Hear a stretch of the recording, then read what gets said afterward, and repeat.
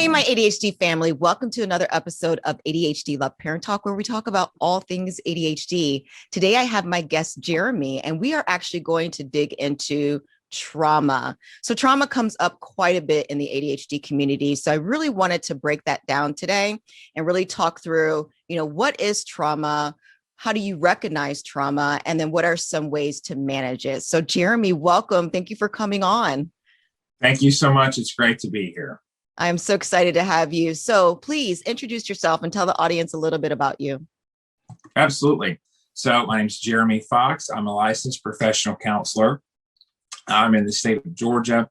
I am an EMDRIA-Approved EMDR Consultant, which is a mouthful. It simply means that I have reached the consultant level as an EMDR therapist. So I've done extra training. I can help other clinicians develop their skills and become certified. So I specialize in trauma work specifically with eye movement desensitization and reprocessing therapy. Wow, that is very impressive. So we're going to dig into that piece of it. But for now, how do you also know so much about ADHD? So I am, from being a licensed professional counselor, from working with people who have ADHD as well. So on a therapeutic level, helping train them with mindfulness and having some post-grad training in that. Okay. So if somebody wants to get a diagnosis, why should it be, whether they're trying to decide if they're going to get a diagnosis or not, why should it even be important to them for ADHD? That's a great question. So if someone, it would be going through life really not having the tools, the diagnostic background to know, like having an actual diagnosis to know what the issue is. So I want people to understand there are very limited cases where you would ever be forced to take a medication. For kids, schools can recommend things like that, but parents can have some leeway. But getting a diagnosis does not mean you're consenting to treatment that you don't want. So I recommend for ADHD, if people really want to know if they have it, to get some cognitive testing. And that can be done even pro bono for free from PhD students at college, at universities who are trained to become psychologists. Yeah.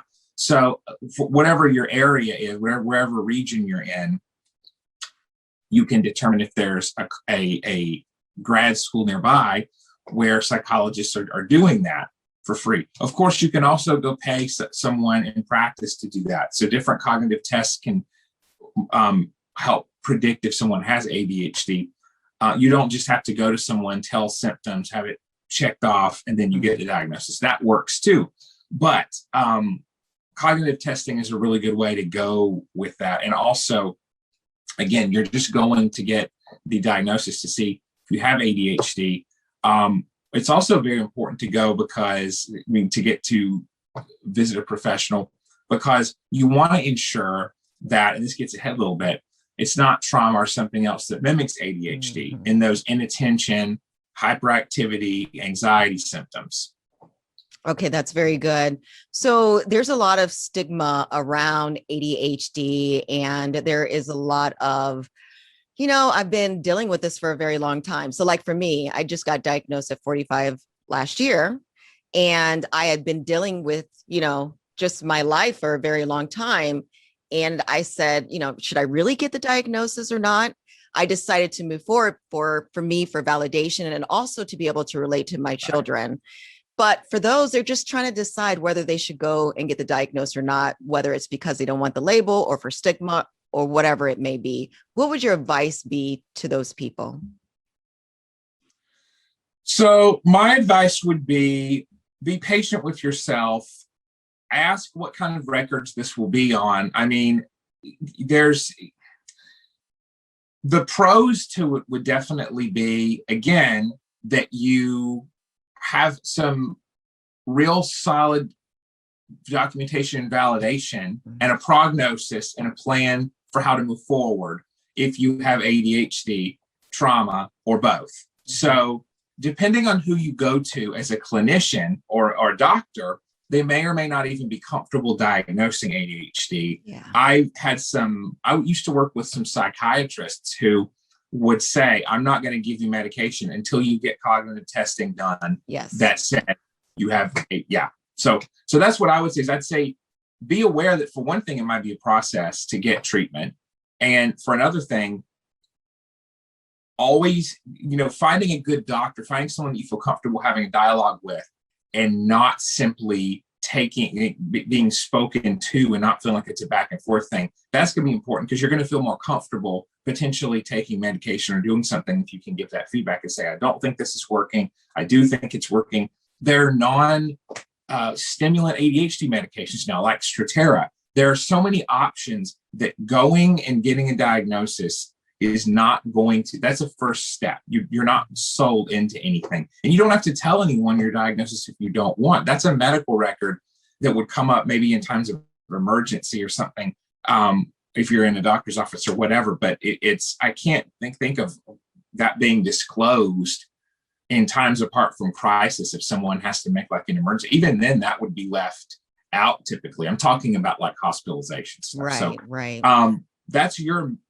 That's called private health information, PHI. That's something that's on your record, but not public. I mean, that's not something that you have to reveal. Okay, that makes sense. So does that process go the same for children? So for parents trying to decide if they get their child diagnosed or should they get their child diagnosed or not, is that the same thought process for them?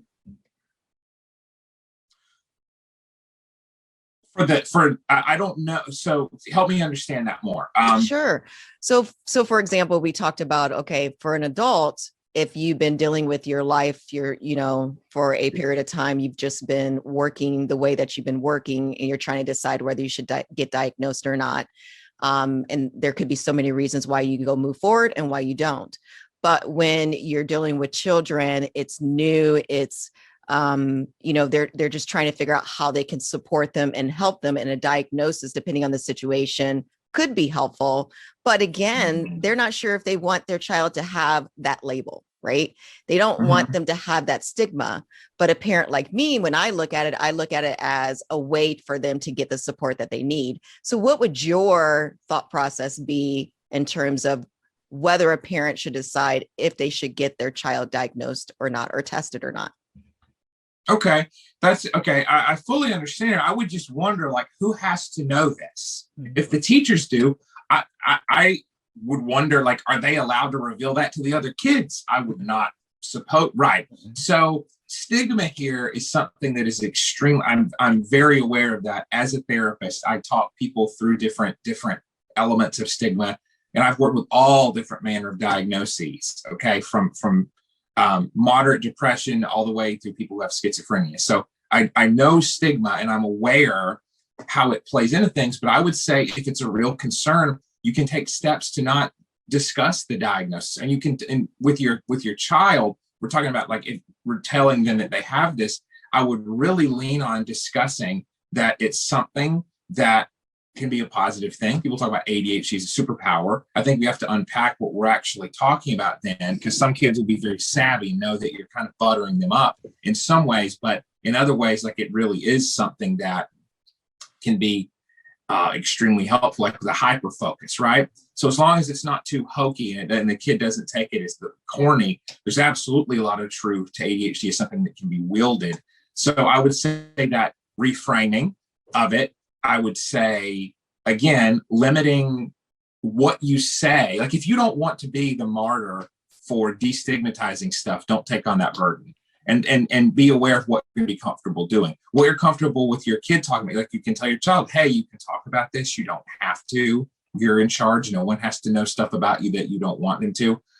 I would say a huge element of getting them diagnosed, for one thing, you never know what your child has till you go get it diagnosed. So we're going to talk about this in a little bit, but ADHD and trauma can look extremely similar. So you might not even be working with ADHD. You might think your kid has it, but if you had held off on getting them diagnosed, you might have been looking at it in an inaccurate way. Not necessarily. Parents know their kids, absolutely. And someone who's in the room with them for an hour or however long, is not, and they can speak to some diagnostic stuff, but the longer ADHD testing, the cognitive testing is going to be pretty good for that, and a little bit more in depth than just the checklist. And for a kid, they're going to have to probably do something like that, because the verbal report stuff is not going to be as advanced, obviously, on an abstract thinking level as it would be with an adult.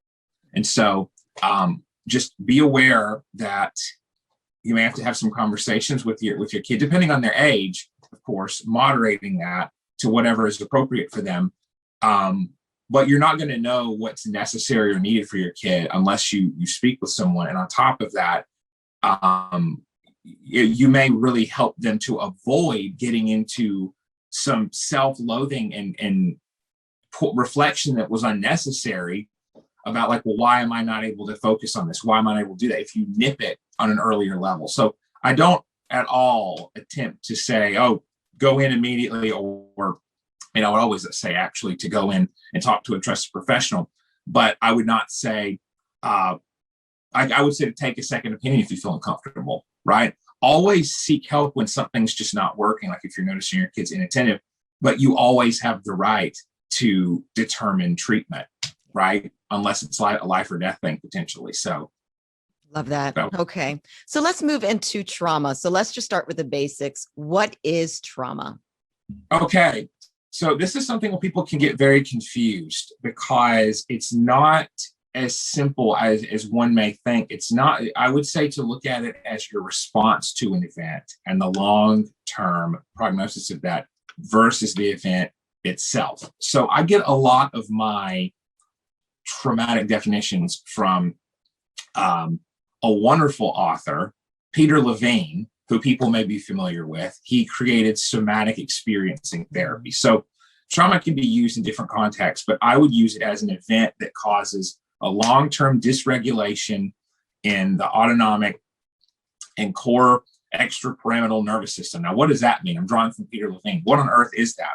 Well, it means that it's something that is manifested in the nervous system and body, and it's not just an event. It's something that causes jumpiness. It's not just PTSD. Post-traumatic stress disorder is the really clinical version of that results in dysfunction in your living, right? That's what a mental disorder is it's these things that exist, but they stop you from being able to succeed in school, work, and social life, okay? Mm-hmm. But trauma is extreme activation of the sympathetic and parasympathetic nervous systems that cause dissociation also. Mm-hmm. So trauma is something that often results from feeling trapped and unsafe. Those two elements, again, I'm drawing from Peter Levine and Bessel van der Kolk, who wrote The Body Keeps the Score. So that'll be a resource. So if anyone is interested in learning more about trauma and how it gets stored in the body, not literally like your memories are in there, like your brain, you have a cue reminder in the environment, it hits you, your body, you go into a flashback or you go into a shock state. That's what we mean about the body keeping the score. We mean these physical reactions, because the memories during that state of heightened cortisol release are encoded in that way, that are what we call state dependent, emotion dependent, right? So trauma is an event that occurs that overwhelms your coping. It releases cortisol in your body, okay? And adrenaline, you feel it physically. And so that can be a range of things, okay? And I know we're going to talk about some examples, but it involved, as a child, the more, keep this in mind, I want listeners to keep this in mind, the more you feel trapped in an event and like you couldn't fight back, the likelier is that there's going to be a traumatic reaction there. And the likelier is that there's going to be some after effects. Now, again, don't take my word for that. That's from Bessel van der Kolk. Well, you can attach him in the description. He's a European MD who has spent years studying this stuff. So if you felt that you weren't able to defend yourself, you felt like something happened to you or something did happen to you and you couldn't defend yourself, that's why a lot of this stuff happens in early childhood, by the way. That's when we're most defenseless. And when something happens and we feel that our bodily autonomy is threatened and that we were violated in some way. And that includes a range of things, not just what you may think. But Okay. Yeah. So I hope that helps as a comprehensive thing. Yeah, no, it does. But like you talked a little bit about it, the feeling of trapped or Right. being trapped. But how does someone know that they are experiencing trauma? How do they know that this is by the feelings or associations or the symptoms that they're going through? How do they know it is trauma? Okay. How do they know it's trauma? I would say, how is it affecting your functioning? What's happening? Are you having flashbacks? Are you having nightmares? Are you having what we call reliving symptoms? That's what those are called. Because I think we have to also be careful making people feel like they could be traumatized in a moment's notice. That's typically things happen. I mean, as someone who works with trauma, I would say that we under-conceptualize things as that, potentially, meaning we don't identify it enough. But the good news is trauma has a amazingly high prognosis for, we could say, reintegration in the mind because of the therapies we have now, like EMDR and somatic experiencing. Trauma is amazingly recoverable. People can bounce back from that with the right treatment. So, how do you know that you're experiencing it? How do you relate to this memory? Is it something that when you think of it, you are immobilized? Is it something that when you think of it, you're like, nope, not going there, and you can't think about it because you know that you will experience it in your body? Those are some questions I would ask, because if the answer is yes, then you may want to go speak to a trauma-informed therapist or psychiatrist. Okay. And then what are some specific examples that people have gone through to represent trauma or a trauma situation, traumatized situation? Sure, absolutely. So living with an emotionally abusive caregiver, addiction in the household and viewing things related to that, physical conflict in your home growing up, sustained hardship, so physical neglect, witnessing violence, because you could fear that could happen to you. You're witnessing something you're not supposed to see. Upsetting separation from a parent. So obviously things like war zone stuff, just being separated from a parent, fearing for your own life, recurrent discrimination or being treated poorly based on factors that you can't control. Even the aftermath of a volatile divorce, something that shakes your functioning and lifestyle in a way that you feel a loss, things of that nature. I mean, of course, things come to mind too. Like, I want to really be transparent. I'm not trying to leave out things like physical assault of all different kinds. I want to be aware that people may or may not even be able to hear that kind of stuff without being triggered. But violation of your bodily integrity, and that can include a lot of different things. Right. I mean, you're not going to, I'll say anything of that nature where you are held down and something is done to you. That's huge. Right. Neglect is one that's under discussed, I think, and that includes never receiving any sort of positive feedback and just generally being in a state of isolation. So a big one that goes along with PTSD is either experiencing or witnessing some sort of jeopardizing event to your life or others, right? So seeing someone hurt in a way that you think could kill them, or yourself fearing for that, because that's what gets encoded in your mind as that overwhelming event with that cocktail of cortisol release, adrenaline, feeling the fight or flight response that can come back later as those flashbacks and unmetabolized memories, we call them in EMDR. Yeah, that makes perfect sense. So if someone really wants to start that healing journey, so they've recognized this is a situation they just want to get through, what would be your recommendation in terms of what are those first steps to moving through that healing process? So, excellent question. I would say take a breath and search for trauma-informed therapist. The term trauma-informed is a buzzword. I can say that it's hyphenated, like imagine it's one word. But it's something that we as clinicians use when we have a passion for working with trauma and we conceptualize that as a root issue underlying a lot of other diagnoses or conditions, or that we view that as a prior thing that we really want to screen for. Okay. So a lot of addiction comes from an attempt to self-regulate your emotions in a maladaptive way.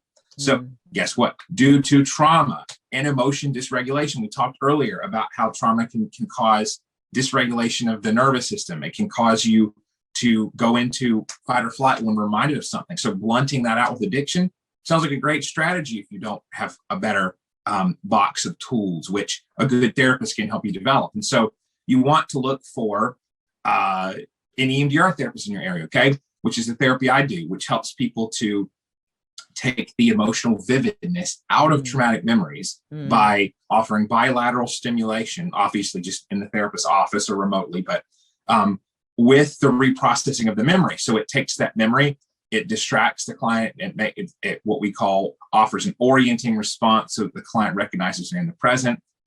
It desensitizes that traumatic memory because it taxes your attention with the hand movement. There's a lot of different mechanisms at play. So I encourage people, don't ever just take a therapist's word for it. Ask them about the research. Ask where you can learn more. But EMDR has a lot of empirical backing. And so you can actually go to EMDRIA, that's EMDRIA.org. So that's the EMDR International Association. That's what EMDRIA is short for. Okay. EMDRIA.org. And you can look in the upper right corner. That's where it is now as of today. And it'll say, locate a therapist near you, find a therapist near you. And you type in your zip code, you type in your city. You find someone who's been trained in EMDR trauma therapy. You can also look for a somatic experiencing therapist. You can have a consult. A lot of times, know this, therapists will agree to give complimentary 10 to 15 minute consultations so you can figure out if you'd be a good fit for them. If they'd be a good fit for you, that's the deal, is it's you want to determine if you're, now, of course, you're not going to understand a person entirely or get a feel for them always in 15 minutes. You can get enough of an idea of what it's like talking to him or her, but it's not going to always be enough. But at least you have that to go from and see, do I want to do an initial session?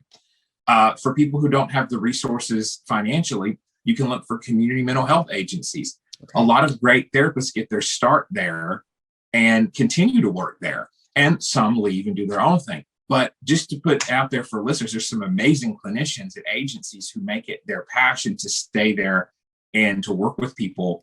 And a lot of private practice people will do sliding scale fee structures so that people who otherwise might not be able to afford the treatment or have insurance can. And so don't ever be hopeless and think that you can't get that treatment because it sounds expensive. There's so many resources. You go to NAMI, National Alliance for Mental Illness, NAMI. I think it's org. And you can put this maybe in the description of the podcast here, but there's so many resources for that. NAMI is a great one. They can connect people. There's a lot of peer support there. Lovely. So one of the things that people don't realize is how hard the process is, right? It's not something that you can easily move through. It takes time. It takes sometimes a lot of, like you said, remembering some painful memories until you're able to separate those. So for those people who just feel like they just want to give up and do not want to go through this process, what is your advice to them? Okay.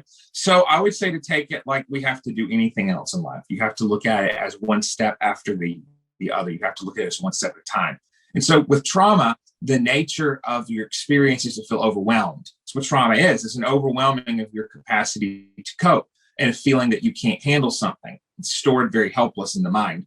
And so when you've even the act of seeking help then becomes something that can be overwhelming and cause a shutdown response. Again, dissociation is a big hallmark of trauma, that being so overwhelmed that your mind leaves and you are frozen, right? That is a huge element of trauma. I would say anyone who's dissociated due to a stressor probably has some sort of trauma. That would be a good definition for that. But I'm going back into definitions here. So I will say, take it a step at a time. Get under that tendency to shut down. Okay, by negotiating with yourself.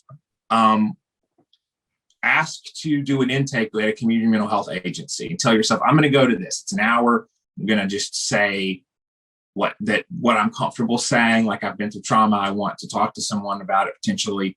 A lot of trauma-informed clinicians will not even have you share the whole narrative if you're not comfortable. Never talk about what you don't want to, but you don't always have to discuss every element of the trauma, or even most or near most of it, depending on the therapy. With EMDR, I just have to know that you're safe in processing whatever it is we're working on together, and that you're in the room with me on that mental level and you're not dissociating. I have to know that to proceed going forward with the therapy, but you don't have to tell me everything.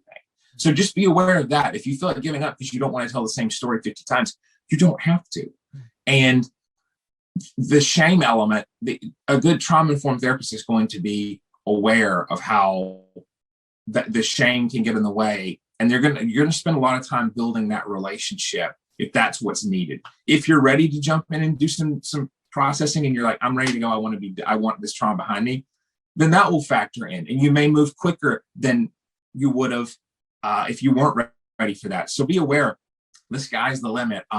If you feel like giving up, it's probably because you haven't had the right resources or been aware of what's available, because there's such poor messaging sometimes around mental health. It's like, oh, go get help. Well, what does that mean?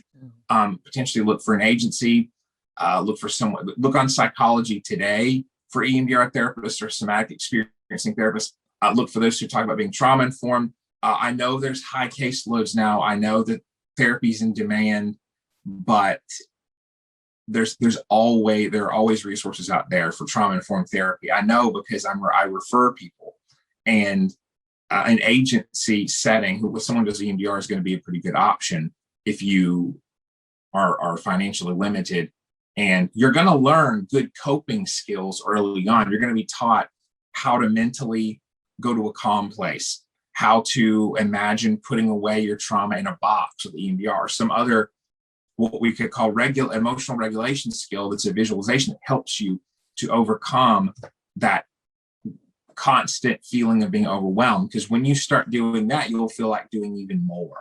You'll feel like going even further. But that we underestimate at our peril how much even the trauma response gets in the way of seeking therapy. It's like an autoimmune thing. It's hurting the person who has it and stopping them from even getting help. So yeah. And actually that builds onto my next question. So there's people who have been dealing with their trauma for years, right? And have never gotten help to help them work through that particular traumatized situation. So what would your advice be if now they're ready? So say something happened when they were 18 and they're 40 years old and they're like, okay, I've got to work through this to move on. What would your advice be to someone who has been dealing with this for a long period of time and is now ready to work on it? Okay, so there's such a heterogeneous population there, which is a big fancy word for everybody who's potentially different. There's so much diversity there. There's people who've been dealing with it in a professional setting, and they just collapse whenever they don't have their work mask on, right? There's people who maybe can't on the other end and have a hard time functioning at all and just don't know what's wrong with them. So I would say, so the question is what to do if people have been dealing with it and they're just at their wits end, right? And they're okay. ready to move through this. Absolutely. Okay, good. And that I would say kind of the same thing. Seek an EMDR therapist near you, somatic experiencing therapist. Don't be afraid to ask what people's credentials are. It should never be offensive to a therapist. I mean, I started in the profession young, and I knew it's like I didn't have the life experience, so you better get the certification. You better know what you're doing. And to be quite blunt with you, life experience alone does not a good therapist make. Just because you know something or went through it does not mean that you're equipped to help someone else go through the mechanics of healing, because there are steps, there are certain responses that you want to know. Like, okay, we're going to pull back the EMDR reprocessing element. Now we're going to go back into preparation because someone's having a dissociative reaction, whatever. Things like that a trained therapist will know how to do. So be aware that you can ease into things if that's what's needed. But often your pace is going to, as a client, dictate where you go. The only way it wouldn't is if you want to jump into stuff, but there's some contraindicating factors there. meaning maybe you have a history of dissociation and therapist wants to say, okay, we're going to pull back. I know you want to really dive into this, but let's safety plan. Let's prepare first and then. But that's the only situation I would think of where if a client's ready, if they feel they're ready, they're not really, they're going to be told kind of hold back. So a lot of motivation, too little, whatever a therapist can work with, but realize that you're not going to be expected to do anything you don't want to, and you're not going to be overwhelmed with it. If you ever feel that way, it's time to move on to a different counselor, because counseling, getting a counselor is a lot like finding a friend or anything else where you're selecting someone who's a good fit. There are so many different kinds out there. It's not just a one size fits all thing. It's not the days of Freud. It's not, I mean, you can find someone who is within your demographic or speaks to your issues, is culturally aware and curious. There's going to be different people out there who fit, and don't be discouraged if you don't jive well with the first person, because that happens in other areas in life. And we don't think, well, there's no help for me or there's no mate for me. It's like, well, that let's look at that. That wasn't the therapist. There's more. Yeah, I like that. So also, I guess my thought is it's never too late, right, to get help. And I think because people have been dealing with it for so long, and it happened maybe when they were a lot younger, and now they're a lot older, they feel like they can't get any help. So, but it's not too late, right? No, it's not at all. And there are many different modalities. I'm glad you put it that way. So no, it's never too late. ADHD. So ADHD can't cause PTSD, but there's emerging research that PTSD might cause ADHD, particularly in children. And don't take my word for it. There's studies out there. I'll send you the research I'm drawing from. The website Attitude, Attitude. I don't know. That's a good source, because they compile at the end of their articles, which are non-scholarly, scholarly sources, which is what you really want to make sure is lining up with what you're looking at. But so you may have been going your life with symptoms of something that you don't know. Like, it's so validating to have a name for it, and don't be defined by diagnosis, but to have a diagnosis is a starting point. And I've had clients who have had years of adult and childhood abuse, and when we've done EMDR, stuff has snapped into place. So I'm putting it in a very slang way, meaning those memory networks that were recurring, being repeatedly activated because their own children, they feared something would happen similar to what happened to them, God forbid.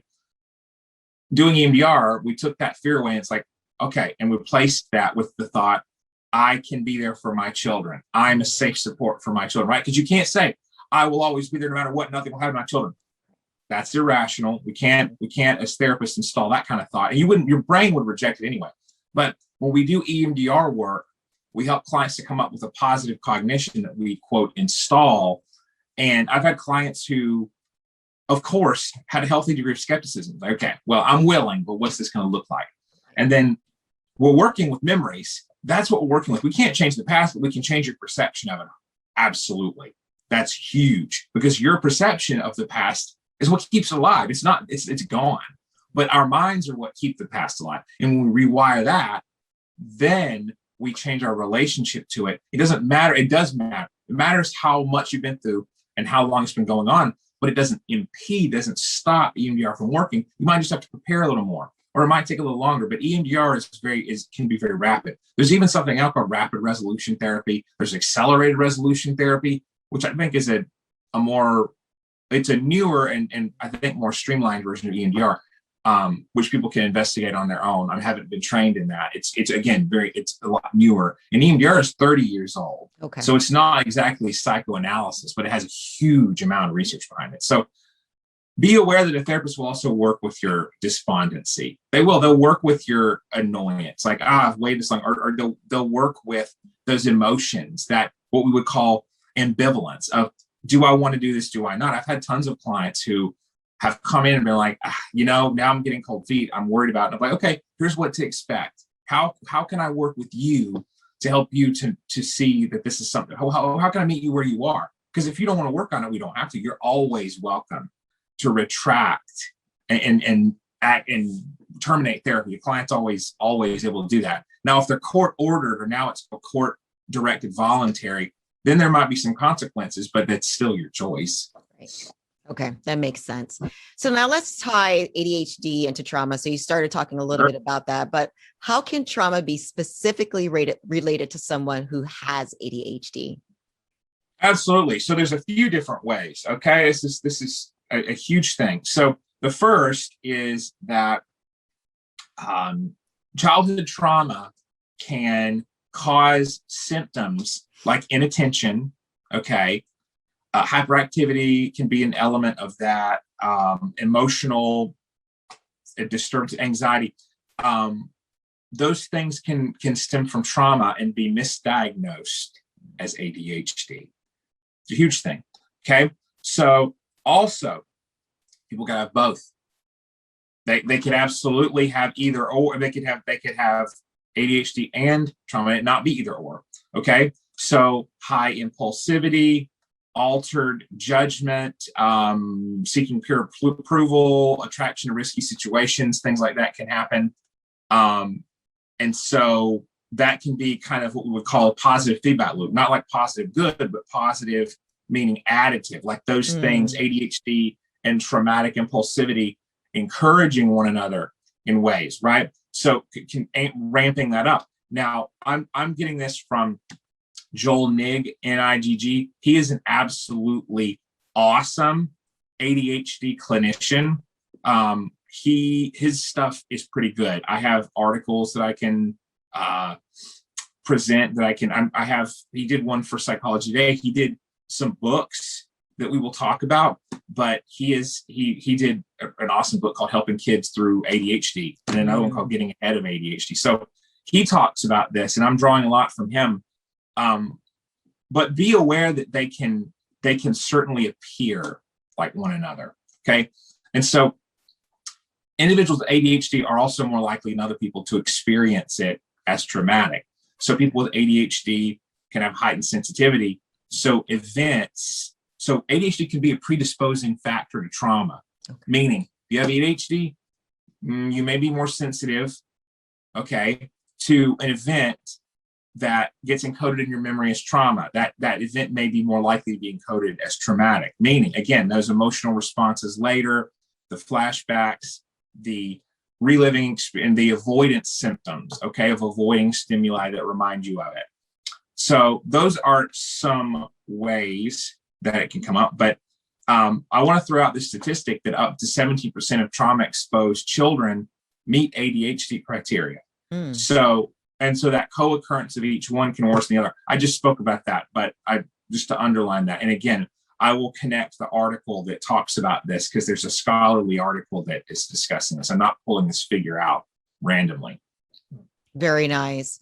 And so you did talk a little bit about this, but so you are saying that a trauma experience can be heightened by someone that has ADHD. Did I understand that correctly? Absolutely. So again, because there's a congruence there of the kind of things that come up in the same brain regions. Okay.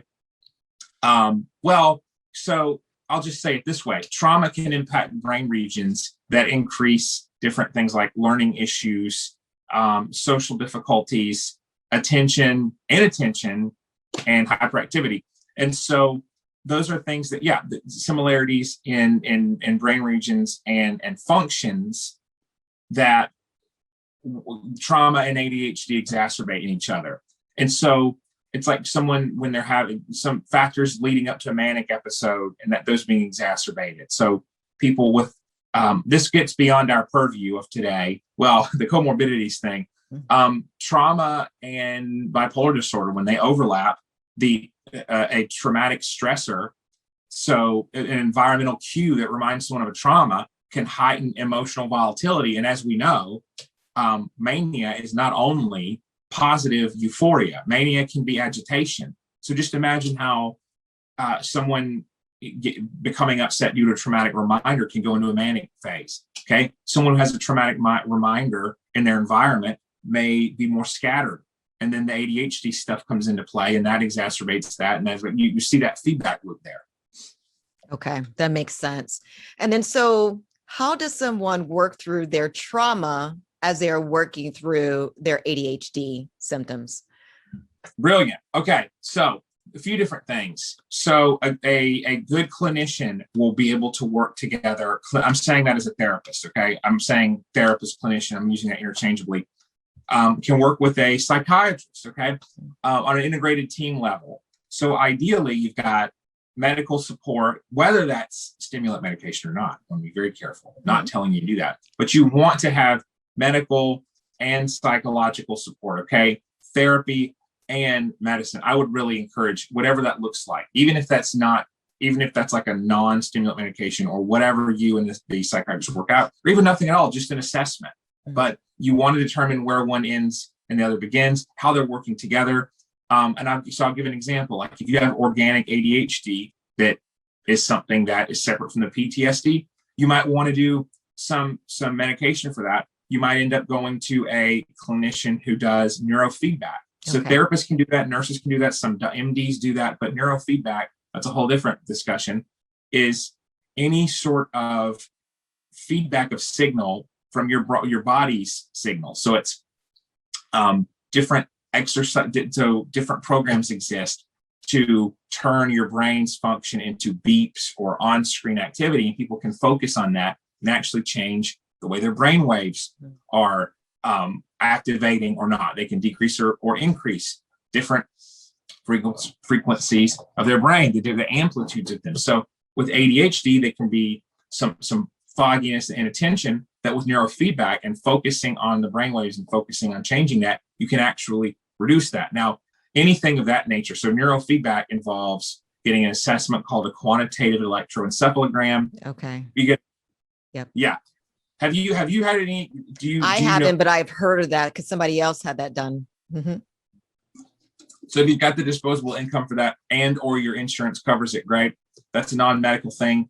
You can work on ADHD with that, work on it through medication.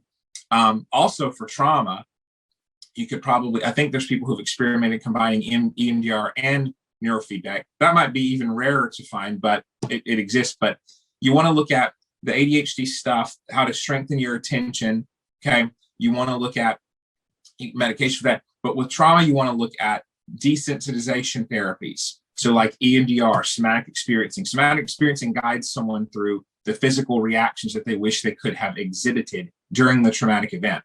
So trauma is essentially this inhibition of response. And then when you're guided through, and the EMDR does that too, it has you relive to it in a safe extent the event. So a reliving desensitization therapy is not going to essentially alleviate ADHD symptoms, right? Likewise, ADHD therapy for mindfulness, that can help with trauma, absolutely. But the stimulant medication may not alleviate traumatic reminders. So you have to address both. Now, the good news is experienced clinicians will know what's trauma, what's ADHD once they tease it out and get to know you as the client. But there is a way to address both because you can, the root of them, the symptoms manifest similarly, but the root of traumatic memories, okay, the events themselves, that's going to help clients. Like if you give an assessment and they're like, oh, I've got these events happen and I didn't really consider it trauma at the time, but I remember them and it feels weird now. It's like, okay, probably trauma. If it's something that you repressed and it comes back and you feel very bizarre, unsafe, I want to be careful because people do have false memories, but they also have things that emerge that actually happen. So talk to a clinician about it. People sometimes choose not to remember certain stuff and dissociate those memories. So when you're working with both, the thing is they look similar in those symptoms I listed, but when you assess it when a good clinician gives an intake assessment, then the client, if they're able to remember the traumatic event, if not, and it's like, oh, well, I never felt safe as a kid. I can't put a finger on it, but I felt really keyed up or upset. Okay, you can even work with that as a trauma target, right? As an EMDR target. Know that. You don't have to remember every detail of your trauma to reprocess it. Not at all. You just have to be able to remember enough to get into the memory, feel it, and then ride it out with the eye movement. So to really bullet point, I would say, have hope. The symptoms may look similar of ADHD and trauma. but the treatments are different. And once someone gets to know your history, they can separate out, okay, traumatic events to reprocess and desensitize, attention symptoms to medicate or treat with attention strengthening stuff. Okay. All right. That makes sense. So you've actually talked about a lot of supportive channels. So you talked about therapy, you've talked about, if they want to look into it, medication, you've talked about resources, but is there any other way for people to find their needed support for when they need to work through trauma and ADHD?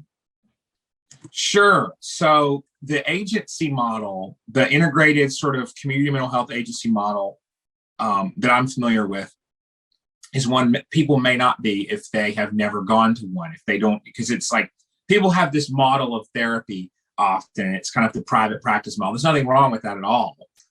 You go to a therapist, you go home. It's like, okay. But with an agency, community mental health agency, there's peer support, meaning people work there who have conditions, who help coach people through them, through those conditions, because they have successfully been living with them. So that's a lot of what NAMI provides, some peer support.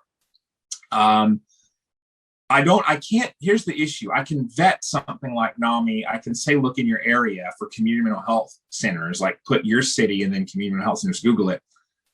Different Facebook groups, support channels like that, I can't really speak to the validity of, because there's so many of them. Right. If you find one that works for you, that's awesome. There's always stuff like that out there.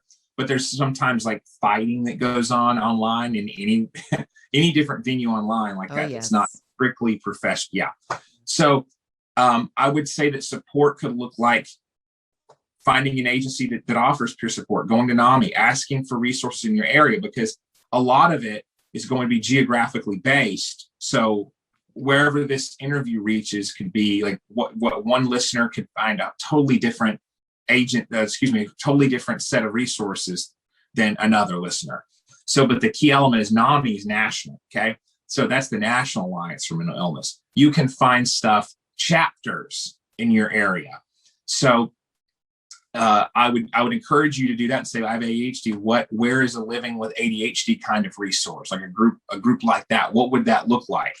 Don't be afraid. I think they have a toll-free number you can call if you don't want to email or go through that route, but definitely investigate what's going on in your area. If you feel like there's no help, just take one step to look up something around you and say, okay, I'm going to go, or I'm going to talk, I'm going to do this, I'm going to tune in if it's a remote thing, because you're wanting to be safe. But that's really what I would say is be aware stuff exists. You might have to Google the right terms like community mental health agency, NAMI. Yeah, that's. Okay. So definitely that's awesome. So is there any last minute information that you can give, any last minute thoughts, anything we didn't cover that you would like to mention to the audience? Yeah, I want to encourage people that if they're not afraid of re-traumatizing themselves, which again, that's the what you would have is maybe a flashback or a negative memory. If you feel like you've been through trauma, don't be afraid to check out the Adverse Childhood Experiences Scale if you're comfortable with that and aware that it asks questions about certain kinds of assault and things like that. If you want to look at what kind of stuff you've been through and get your ACEs score, which is just your Adverse Childhood Experiences score, be aware that the definition of trauma does not just include war or physical assault. That's such a myth. It involves other things where you felt unsafe. Be aware that neglect takes a toll on the body and on the mind. That gets so left out. Neglect is neglected. How about that? Out of conversations about trauma. I've had so many clients over the years I've working in this field who didn't give themselves permission to label something as traumatic.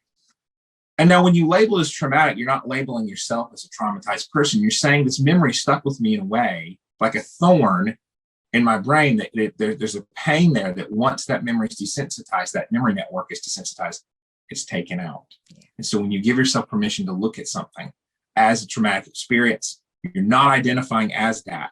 You are identifying it as something that can be removed. So I would really want people to take heart in that. Okay, beautiful. So is there any type of resources that you have, be it on trauma or ADHD? And actually, since you and I talked a little bit about comorbidity, since this is a comorbidity, that also too, any type of resources around any of those topics? Yeah, absolutely. So everyone, this is the part where you can pause the interview to get ready to write something down. But the Body Keeps the Score by Bessel van der Kolk. This is probably like the third or fourth time I've mentioned it. Is an amazing book. It has some stories of trauma in it, also resilience. Be aware if you're not feeling in the safest place to read that kind of stuff. But it's an amazing book, and it discusses a lot of the brain regions involved in trauma. Does it in a conversational way. Very narratively written. Discusses community for trauma, finding it.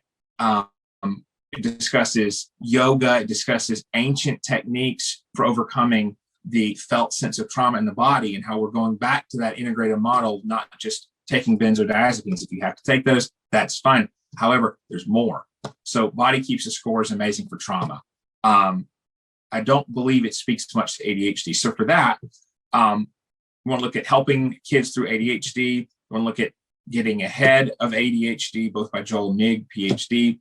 ADHD 2.0, of course, on Clubhouse has been going around because the awesome author, Dr. Ed Hallowell, MD, discusses it often, and that's his book, and it's a great read. I read the whole thing.